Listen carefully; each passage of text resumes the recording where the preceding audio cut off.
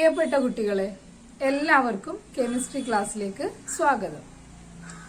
Chemistry എന്നത് നമ്മുടെ ജീവിതത്തിന്റെ എല്ലാ മേഖലയും സ്വാധീനിക്കുന്ന ഒരു വിഷയമാണ്. ഇവിടെ നമുക്ക് എന്തൊക്കെയാ പഠിക്കാനുള്ളത് നോക്കാം. കെമിസ്ട്രിയിൽ നമുക്ക് 4 മൊഡ്യൂളാണ് പഠിക്കാനുള്ളത്. നമ്മൾ പറഞ്ഞതാണ്, മുമ്പത്തെ ക്ലാസ്സിൽ നമ്മൾ പറഞ്ഞിട്ടുണ്ട് 4 മൊഡ്യൂളിനെ പറ്റിയും. അപ്പൊ നമ്മള് ഒന്നാമത്തെ മൊഡ്യൂളിൽ നിന്ന് തുടങ്ങുകയാണ്. മൊഡ്യൂൾ ഫസ്റ്റ് നമ്മൾ സ്റ്റാർട്ട് ചെയ്യണം. മൊഡ്യൂൾ ഫസ്റ്റില് 3 ടോപ്പിക് ഉണ്ട്: atomic structure, nano chemistry and catalysis. ഇപ്പൊ നമ്മൾ മൊഡ്യൂൾ 1 ആദ്യത്തെ ചാപ്റ്റർ അറ്റോമിക് സ്ട്രക്ചർ ആണ്. Atomic structure. നമ്മൾ അറ്റോമിക് സ്ട്രക്ചറിലേക്ക് പോകുന്നതിന് മുമ്പേ എന്താണ് കെമിസ്ട്രി എന്നൊന്നുകൂടെ നോക്കാം. നമ്മൾ കെമിസ്ട്രിയുടെ ഡെഫിനിഷനൊക്കെ മുമ്പത്തെ ക്ലാസ്സിൽ പറഞ്ഞിട്ടുണ്ട്. നമുക്ക് ഒന്നുകൂടെ വേറൊരു രീതിയിൽ ഡിഫൈൻ ചെയ്താൽ, കെമിസ്ട്രി എന്ന് പറഞ്ഞാൽ ഒരു പദാർത്ഥത്തിന്റെ ഘടന, അതിന്റെ പ്രോപ്പർട്ടീസ്, അതായത് അത് ഏതൊക്കെ കെമിക്കൽസുമായിട്ട് റിയാക്ട് ചെയ്യും, എങ്ങനത്തെ റിയാക്ഷനിൽ പങ്കെടുക്കും, അതുപോലെ തന്നെ അതിൽ എന്തൊക്കെ അടങ്ങിയിട്ടുണ്ട് എന്നുള്ള കാര്യങ്ങളൊക്കെ പഠിക്കുന്ന ഒരു സയൻസിന്റെ ഒരു ബ്രാഞ്ചാണ് കെമിസ്ട്രി. അല്ലെങ്കിൽ നമുക്ക് പറയാം, chemistry is a branch of science which deals with composition, structure and properties of matter. Chemistry is the branch of science which deals with the composition, structure and properties of matter. Matter എന്നത് എന്താണെന്നും അതിന്റെ പ്രത്യേകതകളൊക്കെ നമ്മൾ കഴിഞ്ഞ ഒരു ക്ലാസ്സിൽ പറഞ്ഞതാണ്. അപ്പൊ ആ കാര്യങ്ങൾ മറന്നൊക്കെ പോയിട്ടുണ്ടെങ്കിൽ ആ ക്ലാസ് ഒന്നും കൂടെ പോയി കാണാൻ നമ്മളെ ബേസിക് ക്ലാസ്സിൽ നമ്മൾ പറഞ്ഞിട്ടുണ്ട്. എനിവേ, മാറ്റർ എന്ന് പറഞ്ഞാൽ നമ്മളെ ചുറ്റുമുള്ള ഏതൊരു വസ്തുവും നമ്മൾ കണ്ട് അല്ലെങ്കിൽ ടച്ച് ചെയ്തിട്ട് അല്ലെങ്കിൽ സ്മെല്ല് ചെയ്ത് അറിയുന്ന ഏത് വസ്തുവും നമുക്ക് പറയാം, ഏതൊരു പദാർത്ഥത്തിനെ നമ്മൾ മാറ്റർ എന്നാണ് പറയാം. അതായത് anything that have mass and occupy space is called matter. Anything that have mass and occupy space is called matter. മാറ്ററിന്റെ ക്ലാസിഫിക്കേഷൻ 2 ടൈപ്പ് ക്ലാസിഫിക്കേഷൻ നമ്മൾ പറഞ്ഞിട്ടുണ്ട്. ഫിസിക്കൽ ക്ലാസിഫിക്കേഷനും പറഞ്ഞു, കെമിക്കൽ ക്ലാസിഫിക്കേഷനും പറഞ്ഞു. മാറ്ററിന്റെ ക്ലാസിഫിക്കേഷൻ നമ്മൾ പറഞ്ഞത് on the basis of physical state, അല്ലെങ്കിൽ അത് ഏത് അവസ്ഥയിൽ എക്സിസ്റ്റ് ചെയ്യുന്നു എന്നുള്ളതിന്റെ ബേസിസിൽ മാറ്ററിനെ നമ്മൾ സോളിഡ് എന്നും ലിക്വിഡ് എന്നും ഗ്യാസ് എന്നും ആയിട്ട് 3 തിരിച്ചിട്ടുണ്ട്. ഓക്കെ, അത് നമ്മൾ പറഞ്ഞതാണ്. എഗെയിൻ മാറ്ററിന്റെ കെമിക്കൽ ക്ലാസിഫിക്കേഷനിലേക്ക് പോയി കഴിഞ്ഞാൽ മാറ്ററിനെ പ്യുവർ സബ്സ്റ്റൻസ് എന്നും മിക്സ്ചർ എന്നും 2 ക്ലാസിഫൈ ചെയ്തിട്ടുണ്ട്. മാറ്ററിനെ പ്യുവർ സബ്സ്റ്റൻസ് എന്നും മിക്സ്ചർ എന്നും 2 ക്ലാസിഫൈ ചെയ്തിട്ടുണ്ട്. പ്യുവർ സബ്സ്റ്റൻസ് ആണെങ്കിൽ ഇതിൽ ഒരു ടൈപ്പ് കമ്പോണന്റ് മാത്രമേ ഉണ്ടാവുള്ളൂ. മിക്സ്ചറിൽ മോർ ദാൻ 1 ടൈപ്പ് കമ്പോണന്റ് ഉണ്ടാവും. മിക്സ്ചറിൽ മോർ ദാൻ 1 ടൈപ്പ് കമ്പോണന്റ് ഉണ്ടാവും. പ്രത്യേകിച്ച് പ്രപ്പോർഷൻ ഒന്നും ഇല്ലാത്ത രീതിയിലുള്ള കമ്പോസിഷൻ ആണ് ഈ മിക്സ്ചറിൽ ഉണ്ടാവുക. സോ മിക്സ്ചറിന്റെ കാര്യത്തിലേക്ക് നമ്മൾ കടക്കുന്നില്ല. കാര്യങ്ങളൊക്കെ മുമ്പത്തെ ക്ലാസ്സിൽ ബേസിക് ക്ലാസ്സിൽ പറഞ്ഞതുകൊണ്ട് അതിലേക്കൊന്നും നമ്മൾ പോകുന്നില്ല. സോ നമ്മൾ പ്യുവർ സബ്സ്റ്റൻസിലേക്ക് തന്നെ വരാം. പ്യുവർ സബ്സ്റ്റൻസിനെ വീണ്ടും ക്ലാസിഫൈ ചെയ്തിട്ടുണ്ട്. അതായത് എലമെന്റ് എന്നും കോമ്പൗണ്ട് എന്നും. എലമെന്റ് എന്ന് പറഞ്ഞു കഴിഞ്ഞാല് ഒരേ ടൈപ്പ് ആറ്റം മാത്രമുള്ള പ്യുവർ സബ്സ്റ്റൻസ് ആണ് എലമെന്റ്. ഇപ്പൊ എക്സാമ്പിൾ നോക്കുകയാണെങ്കിൽ sodium Na, oxygen O2, potassium K, ഇതൊക്കെ ഒറ്റ ടൈപ്പ് ആറ്റം മാത്രമുള്ള പ്യുവർ സബ്സ്റ്റൻസ് ആണ്. സോ ഇതൊക്കെ എന്താണ്? എലമെന്റ് ആണ്.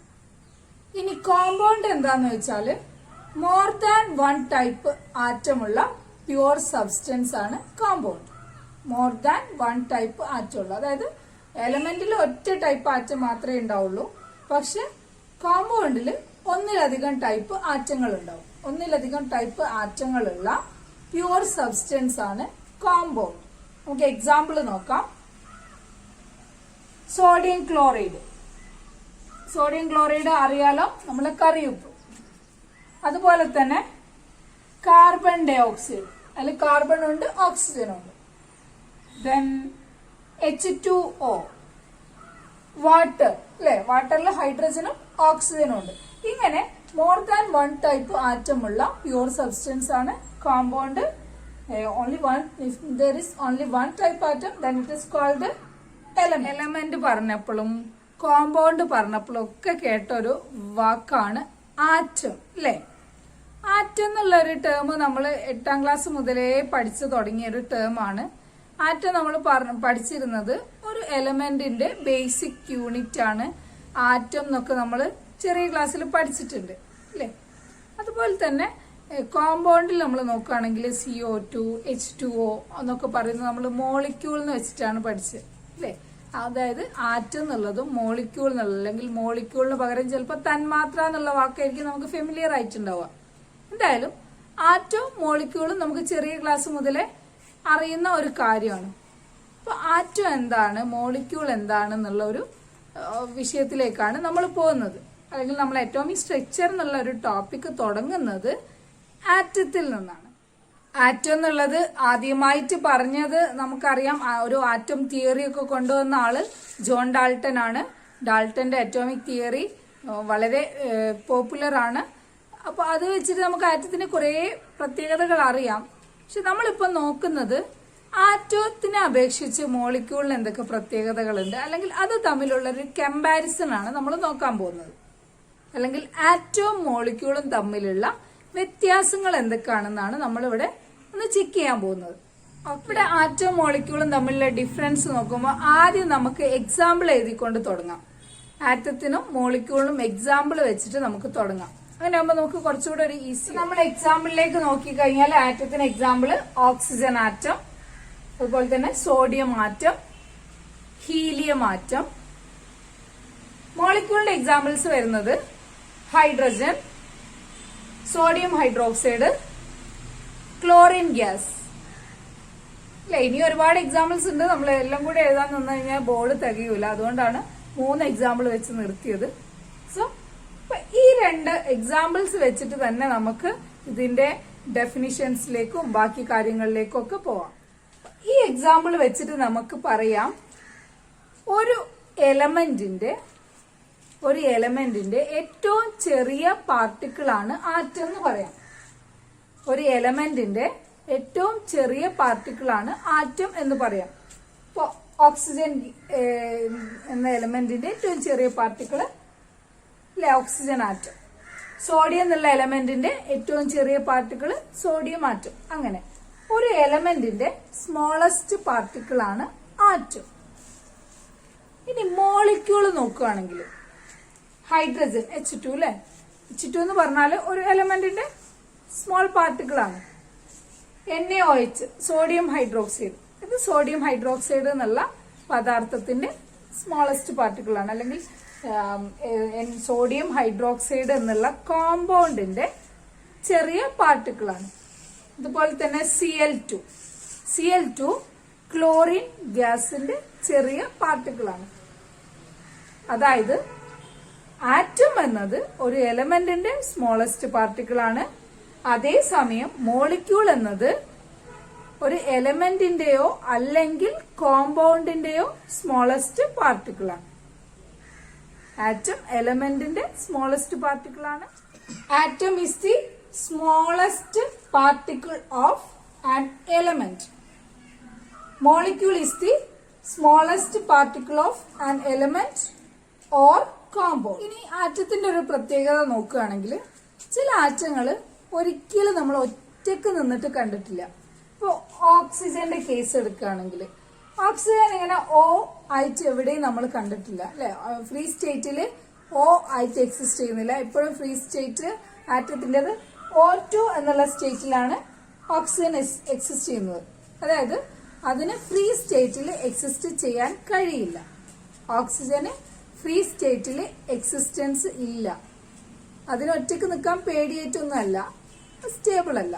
ആറ്റത്തിന് ഓക്സിജന് അതുപോലെ തന്നെ ഹൈഡ്രജൻ, ക്ലോറിൻ ഒക്കെ നോക്കുകയാണെങ്കിൽ ഒരിക്കലും ആ ഫ്രീ സ്റ്റേറ്റിൽ എക്സിസ്റ്റ് ചെയ്യുന്നില്ല.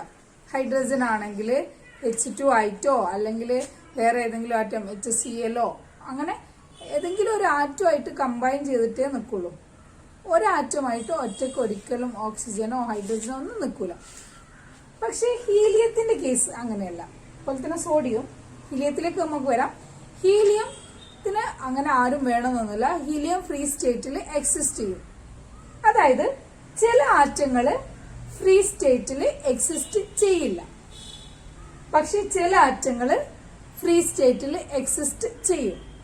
ഓക്കെ, ചില ആറ്റങ്ങൾക്ക് ഫ്രീ സ്റ്റേറ്റിൽ എക്സിസ്റ്റ് ചെയ്യാൻ കഴിയില്ല, പക്ഷെ ചില ആറ്റങ്ങൾക്ക് ഫ്രീ സ്റ്റേറ്റിൽ എക്സിസ്റ്റ് ചെയ്യാൻ കഴിയും.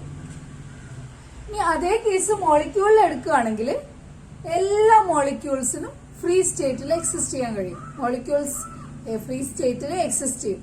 O2 H2 എന്നുള്ള മോളിക്യൂള്, പിന്നെ അതിനാരും വേണ്ട, കമ്പനി വേണ്ട, അത് അങ്ങനെ തന്നെ എക്സിസ്റ്റ് ചെയ്യും. NaOH ഫ്രീ സ്റ്റേറ്റിൽ എക്സിസ്റ്റ് ചെയ്യുന്നതാണ്. അങ്ങനെ എല്ലാ മോളിക്യൂൾസും ഫ്രീ സ്റ്റേറ്റിൽ എക്സിസ്റ്റ് ചെയ്യും.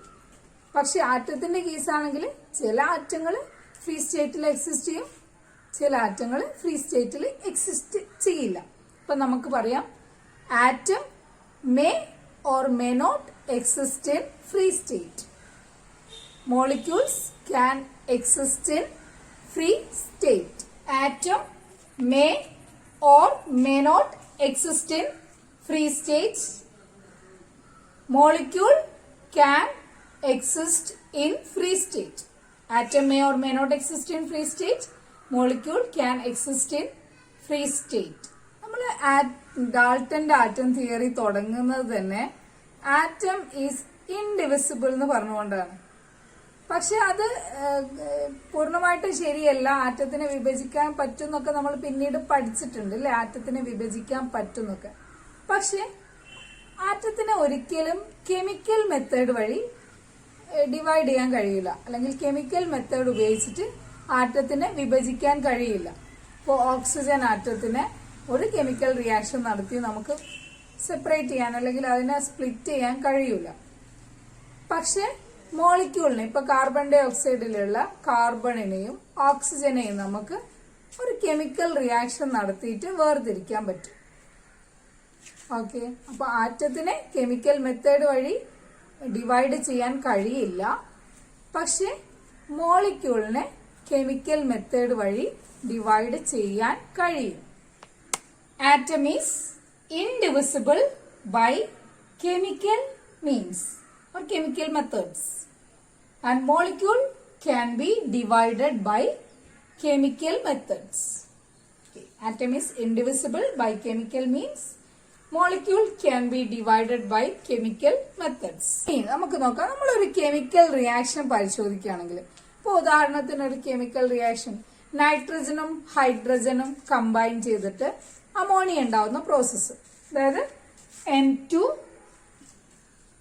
plus 3H2 gives 2NH3.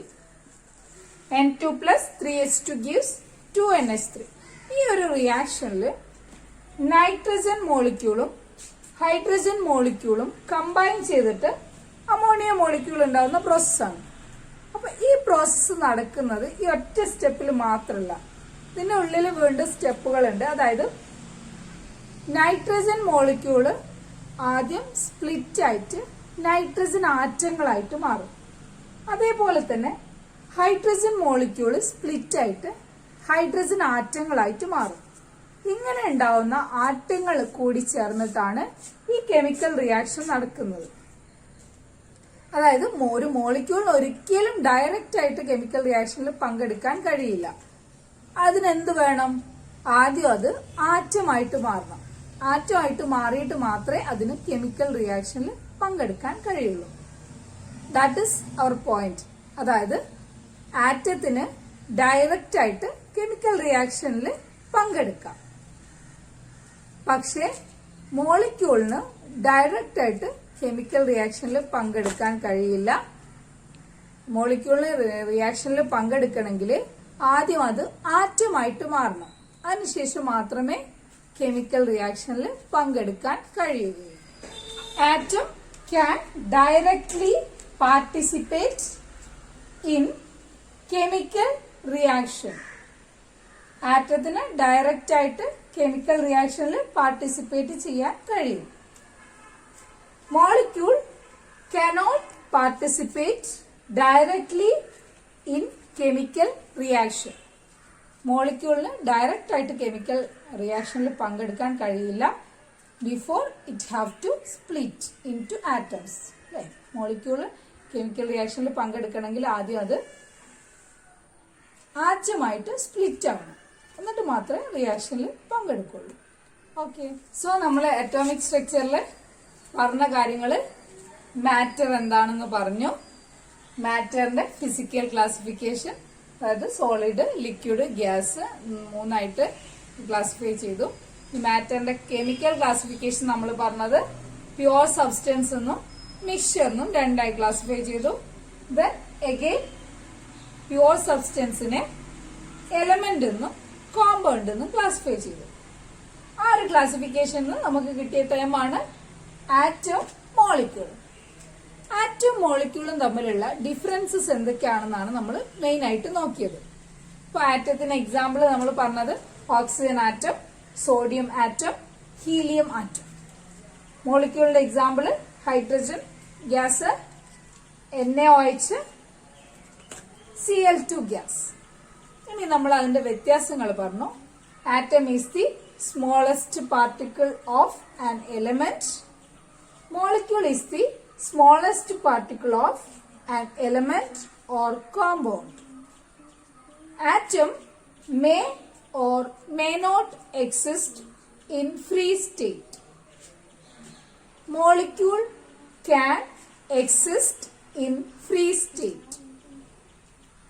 Atom is indivisible by chemical means. Molecule can be divided by chemical methods.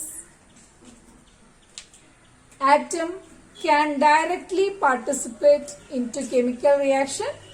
Molecule cannot participate directly into chemical reaction. That's all. അത്രയാണ് നമുക്ക് ഇതിൽ പറയാനുള്ളത്. ബാക്കി കാര്യങ്ങൾ നമുക്ക് നെക്സ്റ്റ് ക്ലാസ്സിൽ പറയാം.